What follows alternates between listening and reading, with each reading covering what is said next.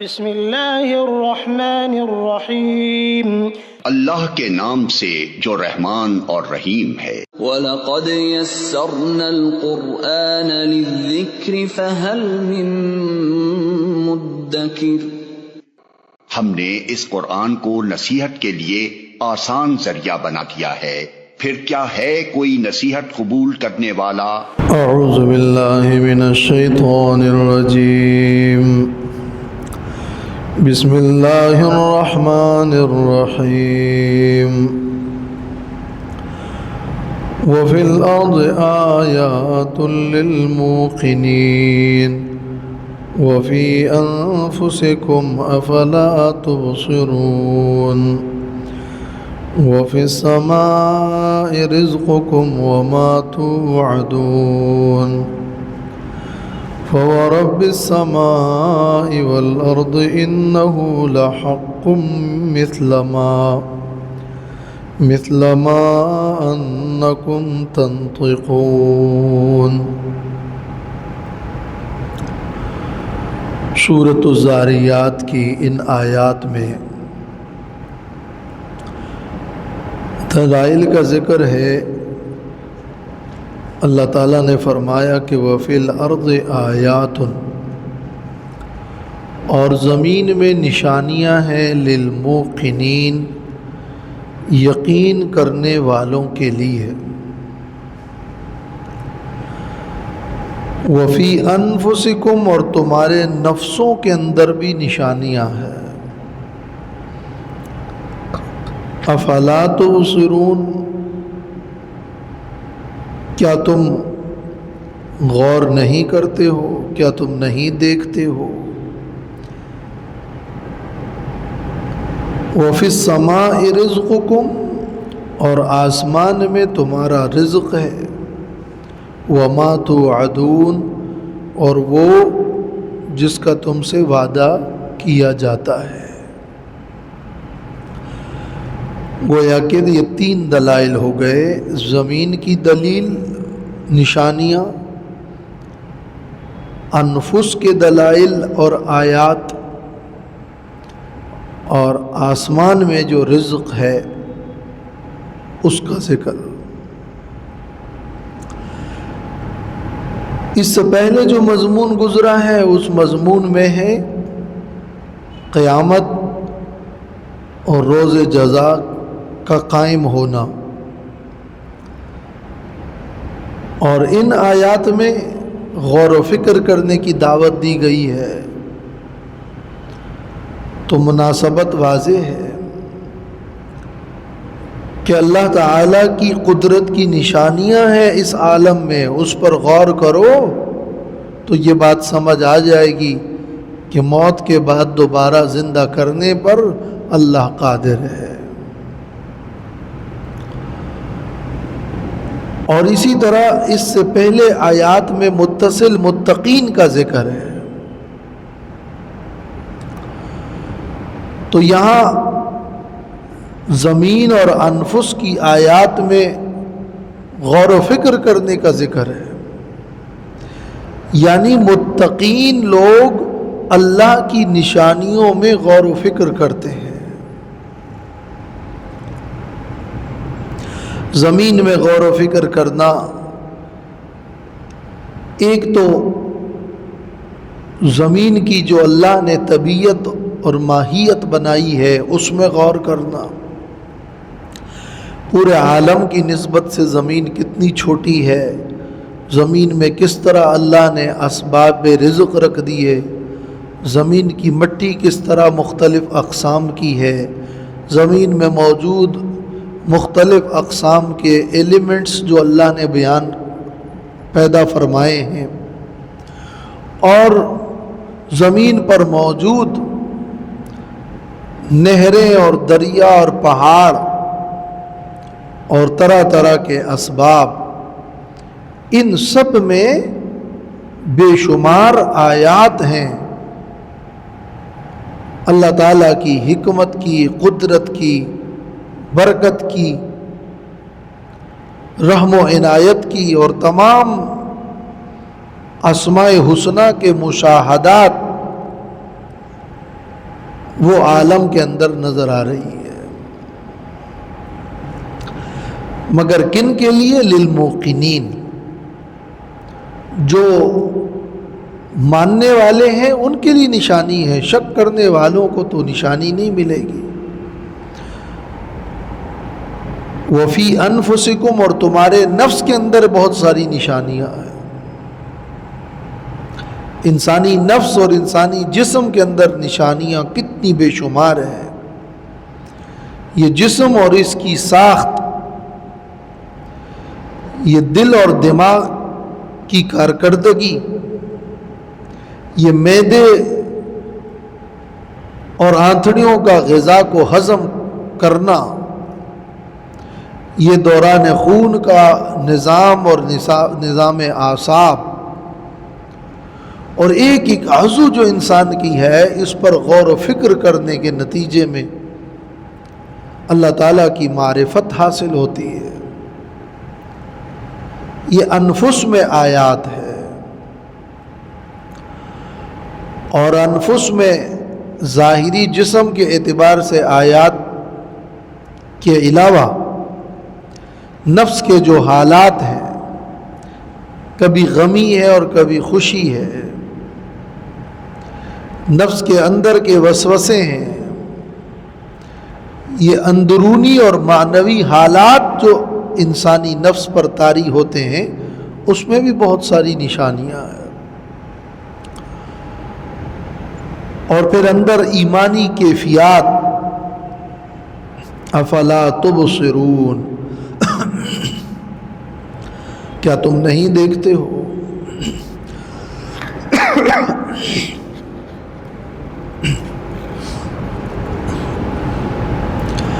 وَفِي السَّمَاءِ رِزْقُكُمْ وَمَا تُوعَدُونَ، اور آسمان میں تمہارا رزق ہے، وَمَا تُوعَدُونَ، اور وہ کچھ ہے جس کا تم سے وعدہ کیا جاتا ہے۔ آسمان میں رزق ہے کا ایک معنی یہ کیا گیا ہے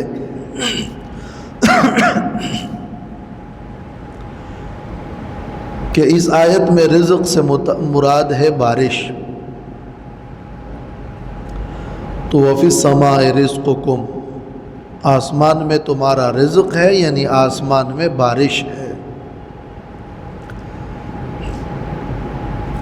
اور اس لیے کہ اللہ تعالیٰ نے سورۃ حامیم المومن میں فرمایا ہے کہ وَيُنَزِّلُ مِنَ السَّمَاءِ رِزْقًا، اللہ نے آسمان سے رزق اتارا ہے، یعنی آسمان سے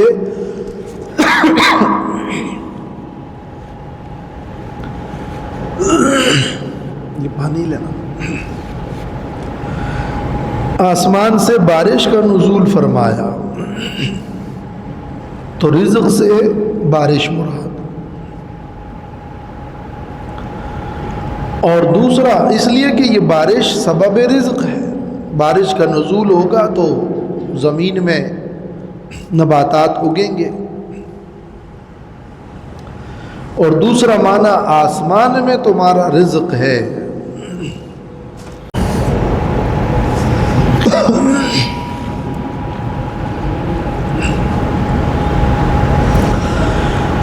آسمان میں تمہارا رزق ہے، یعنی اللہ نے تمہاری روزی لوح محفوظ میں رکھی اور لکھی ہوئی ہے۔ اور یہ آیت بھی موجود ہے کہ یدبر الامر من السماء الی الارض، اللہ نے تدبیر آسمان سے کی ہے، تو جو بھی روزی ہے وہ اللہ نے آسمان میں لکھی ہوئی ہے، لوح محفوظ میں تمہارا رزق لکھا ہوا ہے۔ اور رزق صرف بارش ہی نہیں ہے، بلکہ وہ تمام مصالح اور منافع، وہ بیوی بچے اور وہ اولاد اور وہ مال و متاع اور وہ علم اور ہنر، یہ سب رزق ہے، اور یہ سب تمہارے حصے کا اللہ نے آسمان میں لکھا ہوا ہے، اور تقدیر میں اور لوح محفوظ میں وہیں سے اس کی تدبیر ہوتی ہے۔ تو تمہیں اس دنیا میں اپنی آخرت کی فکر کی بجائے کیا رزق کی فکر ہے؟ وہ رزق تو آسمان میں لکھی ہوئی ہے. وما توعدون، اور وہ جن کا تم سے وعدہ کیا جاتا ہے وہ بھی آسمان میں ہے. تم سے جس چیز کا وعدہ کیا جاتا ہے وہ آسمان میں ہے. ایک معنی یہ ہے کہ وعدہ کیا جاتا ہے جنت کا، تو تمہاری جنت آسمان میں ہے، جنت اوپر ہے، آسمانوں کے اوپر ہے. تو وفی السماء، آسمان میں ہے جنت. وما توعدون سے مراد پر جنت ہے. اور یا وما توعدون، وہ قیامت اور احوال قیامت، وہ جزا، وہ روز جزا جس کا تم سے وعدہ کیا گیا ہے اور کیا جاتا ہے، اس کا فیصلہ اللہ کے پاس آسمان میں اور لوح محفوظ میں درج ہے. وہ جب چاہے گا اس کا ظہور فرمائے گا. فَوَرَبِّ السَّمَاءِ وَالْأَرْضِ، پس قسم ہے آسمان اور زمین کے رب کی، اِنَّهُ لَحَقٌّ، کہ بے شک یہ انما توعدون لصادق، تم سے جو وعدہ کیا گیا ہے وہ لحق، البتہ حق ہے. مثل ما انکم تنطقون، مثل اس کے جو تم بولتے ہو. یہ ایک محاورہ ہے کہ محاورے میں یہ کہا جاتا ہے کہ یہ بات تو اتنی یقینی ہے جیسے تمہارا بولنا یقینی ہے. جب تم بولتے ہو تو تم کہتے ہو کہ یہ میں ہی بول رہا ہوں، تمہیں اس پر یقین ہے کہ یہ میں ہی بول رہا ہوں. اسی طرح آسمان اور زمین کے رب کی قسم کہ تمہارے بولنے کی طرح یہ روز جزا حق ہے. تو جیسے محسوسات میں تم بولتے ہو اور اس بولنے اور کلام کرنے میں تمہیں کوئی شبہ نہیں، تو اسی طرح قیامت میں بھی کوئی شبہ نہیں ہے. اور جس طرح تم بولتے ہو اور تمہارے الفاظ تمہارے منہ سے نکلتے ہیں، ایسے تم زمین سے بھی نکالے جاؤ گے.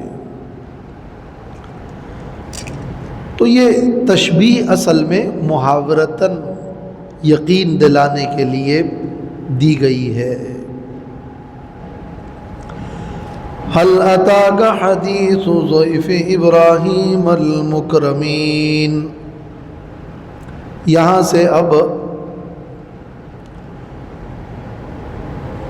5 واقعات ذکر ہو رہے ہیں. ابتدا میں تو یہ ابراہیم علیہ السلام کے مہمانوں کا اور ان فرشتوں کا ذکر ہے، اور پھر اس کے بعد اسی سلسلہ کلام میں قوم لوط پر جو عذاب نازل ہوا تھا اس کا ذکر ہے، اور پھر فرعونیوں پر عذاب، پھر قوم عاد پر عذاب، پھر سمودیوں پر عذاب، اور پھر قوم نوح پر عذاب. 5 اقوام مکذبہ پر جو عذاب نازل ہوا ان عذابوں کا ان آیات میں ذکر ہے. تو مقصود یہ کہ اگر تم نے قیامت کا انکار کیا تو تم پر عذاب نازل ہوگا. یہ 5 اقوام انہوں نے قیامت کا، آخرت کا، دین کا انکار کیا، تو نتیجہ یہی ہوا کہ وہ ہلاک ہوئے. تو پہلا واقعہ، هل اتاک حدیث ضیف ابراہیم، کیا آپ کے پاس آئی ہے خبر ابراہیم علیہ السلام کے مہمانوں کی، المکرمین، جو کہ عزت والے مہمان تھے، معزز مہمان. یہ سوالیہ انداز ہے، کیا تمہارے پاس خبر آئی ہے؟ مطلب ہے یقیناً خبر آئی ہے. سوال کبھی پوچھا جاتا ہے شوق دلانے کے لیے. کہ آپ اس خبر کی طرف متوجہ ہوں۔ اور کبھی یہ سوال کیا جاتا ہے وعید کے لیے، هل اتاک حدیث الغاشیہ، وہاں سوالیہ انداز تخویف کے لیے ہے، یہاں سوالیہ انداز تشویق کے لیے ہے، شوق دلانے کے لیے ہے، تسلی کے لیے۔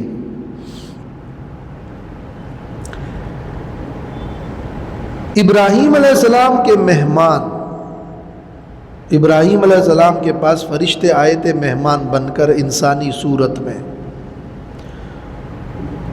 المکرمین، وہ چونکہ فرشتے تھے تو اس لیے فرشتوں کے بارے میں تو قرآن میں موجود ہے کہ بل عباد مکرمون، بلکہ وہ اللہ کے بندے ہیں عزت والے، سورۃ الانبیاء میں۔ اور جب مہمان ہیں تو مہمانوں کی تو عزت کی جاتی ہے، من کان یؤمن باللہ والیوم الآخر فلیکرم ضیفہ، جو اللہ اور یوم آخرت پر ایمان رکھتا ہے چاہیے اسے کہ وہ اپنے مہمان کی عزت کرے۔ تو یہ ابراہیم علیہ السلام کے مہمان تھے المکرمین۔ یہ ضیف کا لفظ جو ہے یہ عربی میں واحد جمع کے لیے استعمال ہوتا ہے۔ اس کی صفت المکرمین اگر جمع آئی ہے تو یہ نہیں خیال کرنا چاہیے کہ ضیف کا لفظ جو ہے یہ تو واحد ہے اور اس کی صفت جمع ہے، بلکہ ضیف واحد جمع دونوں طرح مستعمل ہے، اس لیے کہ یہ اصل میں مصدر سے اسمیت میں آ گیا ہے۔ ضاف یضیف ضیفن، یہ اصل مصدر تھا، پھر وہ مصدر سے اسم بن گیا، اور مصدر کے اندر تو قانون یہ ہے کہ وہ تثنیہ اور جمع نہیں ہوتا ہے۔ اذ دخلوا علیہ فقالوا سلاما، جب داخل ہوئے ابراہیم علیہ السلام پر مہمان تو کہنے لگے مہمان سلاما، سلام، یعنی نسلم علیک سلاما، اصل میں یہ پورا جملہ یوں ہے، جملہ فعلیہ ہے، سلاما، مہمانوں نے سلام کیا۔ قال سلام، ابراہیم علیہ السلام نے جواباً سلام کا جواب دیا، جواباً سلام کہا۔ قال سلام، یعنی جواب میں سلام علیک کہا، وہ جملہ اسمیہ ہے۔ انہوں نے سلامن جملہ فعلیہ کہا اور ابراہیم علیہ السلام نے جواباً سلامن جملہ اسمیہ کہا۔ اور یہ بلاغت میں معلوم ہے کہ اسمیہ والے معنی میں استمرار ہوتا ہے، دوام ہوتا ہے اور زیادہ مضبوطی ہوتی ہے، گویا کہ ابراہیم علیہ السلام کا جواب احسن طریقے پہ تھا، سلام کا جواب بطریق احسن۔ اذا حییتم بتحیۃ فحیوا باحسن منہا، جب تم پر کوئی سلام کرے تو اچھا اور احسن جواب دو۔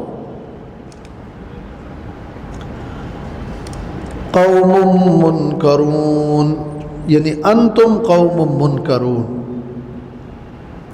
انتم قوم منکر۔ سلام علیکہ میں وہاں سلام مبتدا علیکہ خبر محذوف ہے، اور قوم منکرون میں مبتدا محذوف ہے، انتم قوم منکرون، تم ایک قوم ہو، منکرون اجنبی، یعنی ایسے لوگ آئے تھے کہ جن کو ابراہیم علیہ السلام نہیں پہچانتے تھے، ظاہر ہے وہ فرشتے تھے اور انسانی شکل میں آئے تھے، ناشنا شکل تھی۔ تو خیر الیک سلیک ہوئی اور ابتدائی تعارف کی بات ہوئی، بیٹھے فراغ الی اہلہ، تو چھپ کر آئے ابراہیم علیہ السلام اپنے گھر والوں کے پاس۔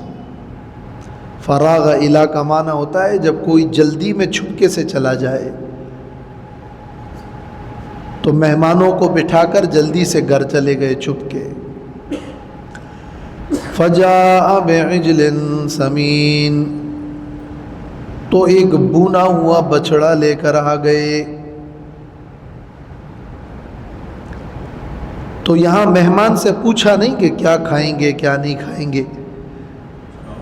فراغ الی اہلہ، بس چلے اور لے کر آ گئے. اور اس میں بھی انتظام اچھا ہی کیا. بعجل سمین،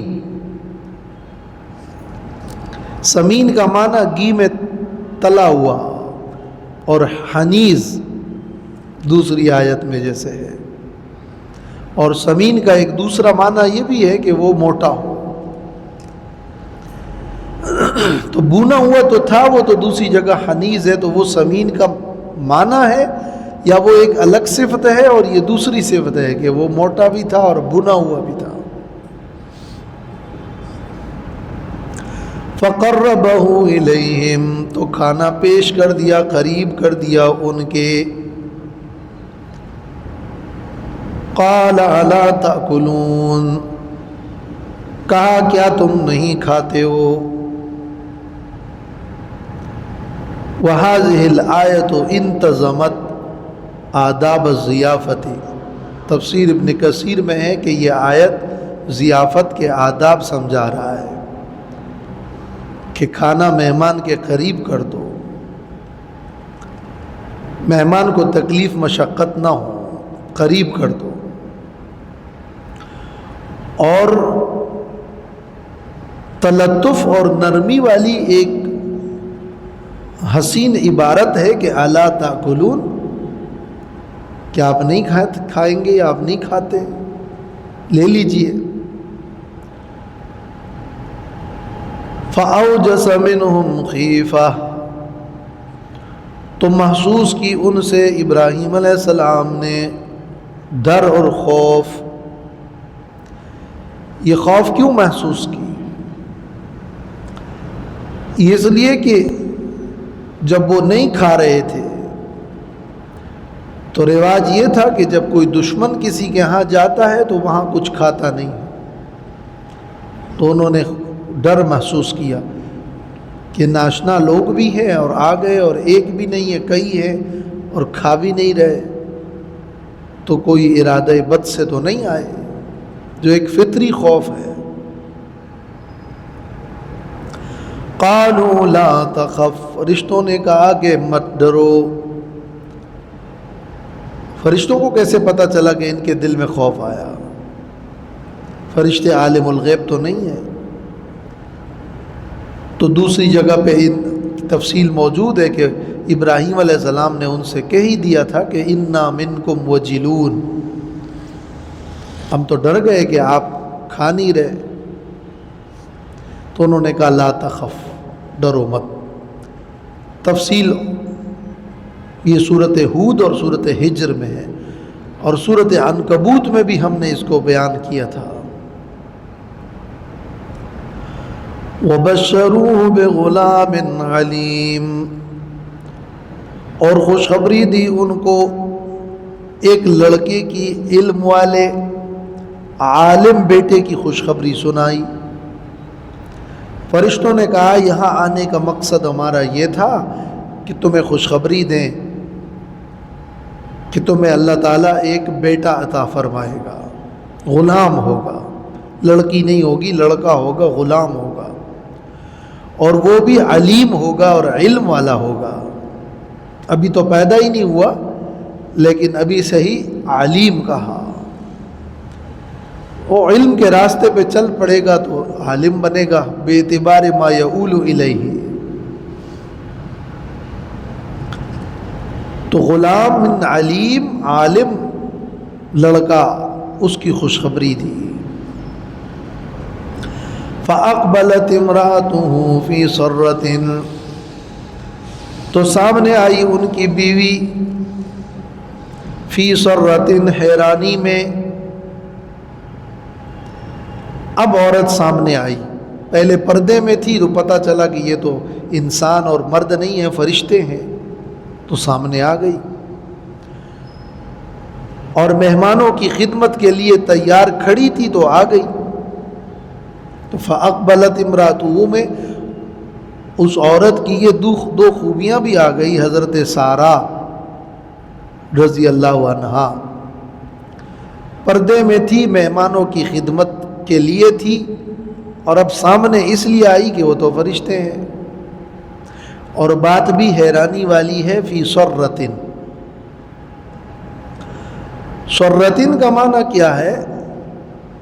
یعنی فی صیحۃ عظیمۃ ورنۃ.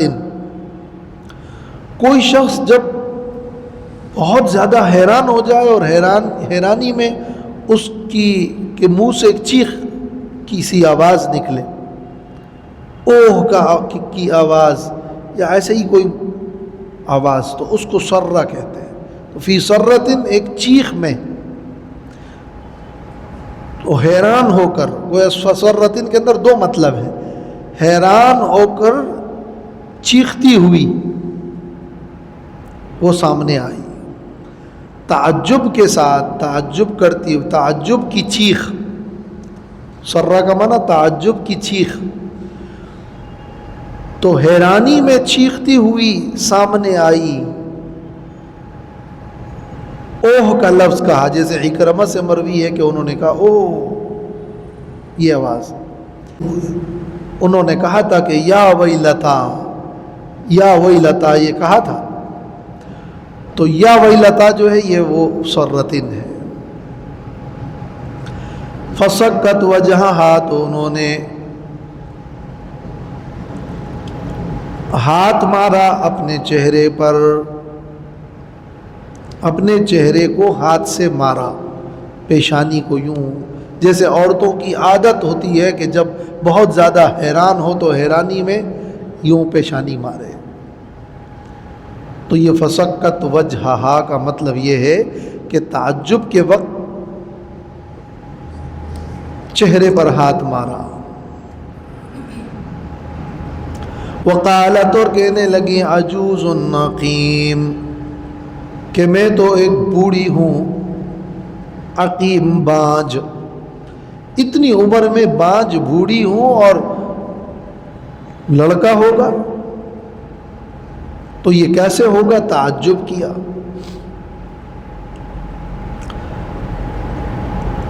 کچھ لوگوں نے اس سے جو ہے ماتم ثابت کیا ہے. فسکت وجہا، چہرے کو مارنا. جب عمل کے لیے ان کے پاس سیدھے دلائل نہیں ہوتے ہیں کہ سنت سے کہیں ثابت نہیں ہے بلکہ ممانعت ہے، اور جب صحیح دلائل نہیں ہوتے تو پھر یہی اسی قسم کے کمزور دلائل پیش کیے جاتے ہیں. اتنا غور بھی نہیں کیا کہ یہاں تو موقع خوشی کا تھا، تو خوشی کے موقع پر یہ کون سا ماتم ہے کہ فسکت وجہہا. خوشخبری سنائی علیم لڑکے کی اور اس نے ماتم شروع کیا. تو یہ تو خوشی تھی. فضحکت ہے دوسری آیت میں، وہ خوشی کے موقع پہ ماتم.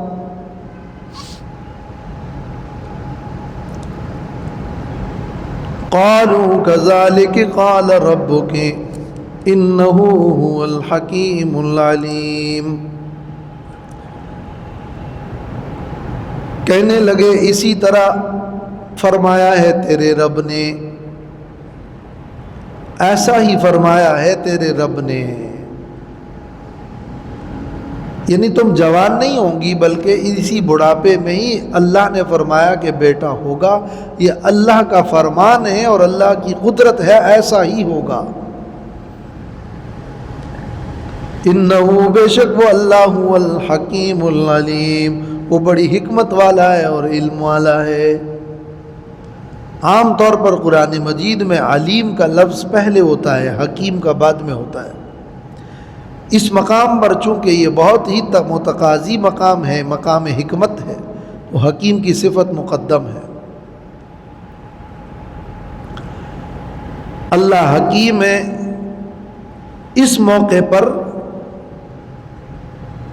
اس طرح بیٹے کو پیدا کرنا یہ اللہ کی حکمت کا تقاضا ہے. وہ جانتا ہے مستحق کو اور موقع کو قال فما خطبكم أيها المرسلون، کہنے لگے ابراہیم علیہ السلام پس کیا بڑا کام ہے تمہارا اے بھیجے ہوئے فرشتوں، بھیجے گئے فرشتوں۔ خطب کا معنی ہے امر عظیم، بڑا کام۔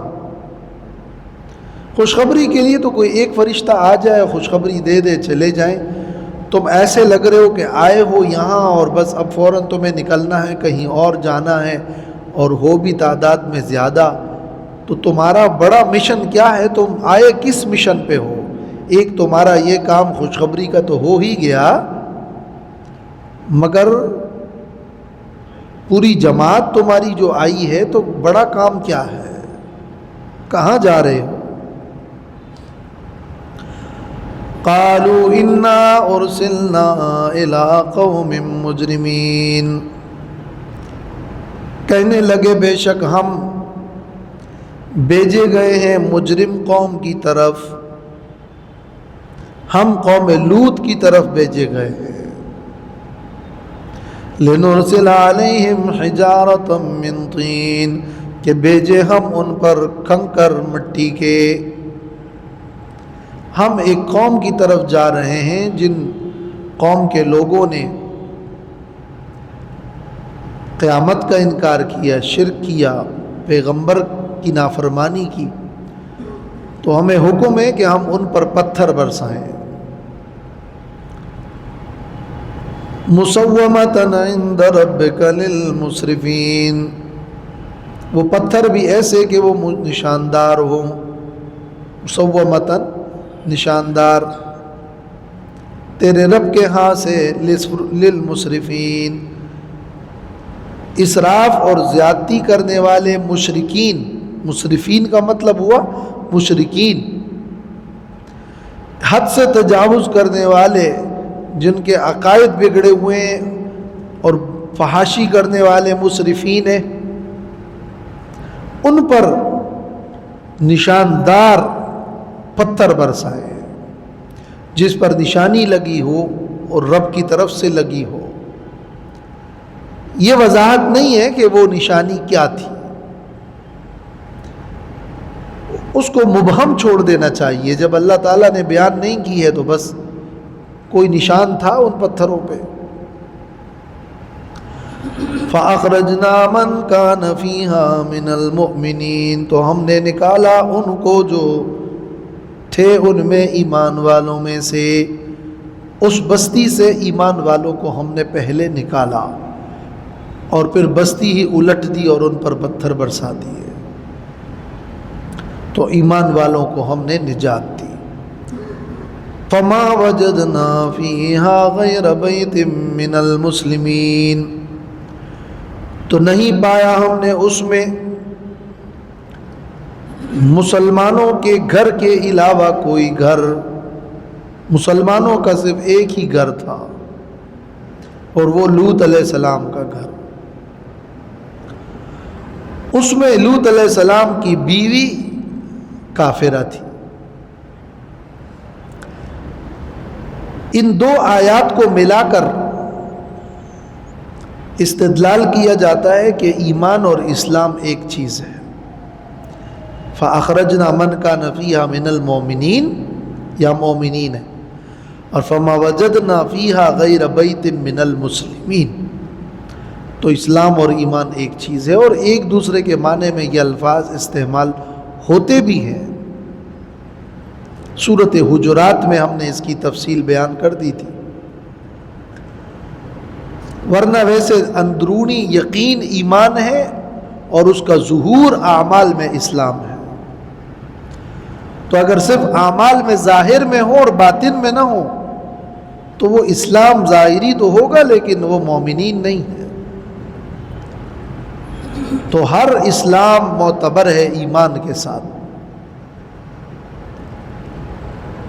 البتہ یہ ہو سکتا ہے کہ ایمان ہو اور اسلام نہ ہو، لیکن یہ نہیں ہو سکتا بے اعتبار شرعی معنی کے اعتبار سے کہ اسلام ہو اور ایمان نہ ہو۔ تو ان دو الفاظ میں جو نسبت ہے وہ ان دونوں کے مفاہیم کے اعتبار سے ہے۔ ایمان سے ایمان کامل مراد ہے یا اصل ایمان مراد ہے؟ اسلام سے لغت میں صرف تابعداری مراد ہے یا پورے اسلام کا ایک بعمل اسلام مراد ہے؟ تو اسی اعتبار سے ایمان اور اسلام ان دو الفاظ کا ایک دوسرے کے معنی میں استعمال ہوتا ہے۔ کچھ علماء کہتے ہیں کہ یہاں ایمان والوں کو نجات دی، جن میں اسلام نہیں بھی تھا مگر ایمان تھی، بس ایمان والے نجات پا گئے۔ اور وہاں مسلمانوں کے گھروں میں صرف ایک گھر تھا جو مسلمین تھا، جن کی ظاہری بھی اللہ کے احکام کی تابعداری تھی، اور لوط علیہ السلام کی بیوی تو ان کے بارے میں اسی لیے تو لفظ مسلمین کہا کہ ان کے اپنے کفر کو ظاہر نہیں کیا تھا، تو وہ صرف فقط ظاہری مسلمین تھی لیکن حقیقی معنوں میں مومنہ نہیں تھی، جو بعد میں ظاہر ہو گیا۔